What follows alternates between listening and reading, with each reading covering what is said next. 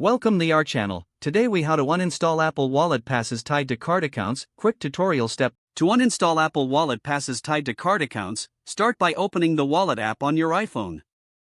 Locate the pass you want to remove from the main screen. Tap on the pass to view its details. Once the pass details are open, look for the three dots or more option in the top right corner. Tap on the More option to access additional settings. Scroll down to find the Remove Pass option. Tap Remove Pass to initiate the uninstallation process. A confirmation message will appear asking if you're sure you want to remove the pass. Confirm your decision by tapping Remove again. The pass will now be uninstalled from your Apple Wallet.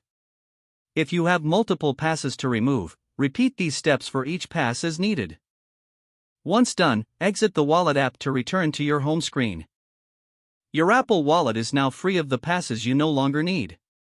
If the page does not load, refresh the browser or try again in a private or incognito window. Make sure you are using the correct email address, then retype it carefully to avoid small typos. If your password is not accepted, use the reset option and create a new strong password you can remember. Check your spam folder for verification or security emails, then complete any requested confirmation steps. Enable two-factor authentication if available to improve account security and reduce unauthorized access risk. After signing in, review your profile details so your contact information and settings are accurate and current. If you see an error message, note it down and try again after restarting your device and internet connection. Log out when you finish, especially on shared devices, to keep your account and payment information secure.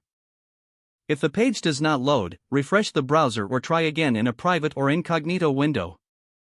Make sure you are using the correct email address, then retype it carefully to avoid small typos.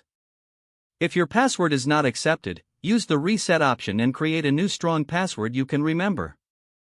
Check your spam folder for verification or security emails, then complete any requested confirmation steps.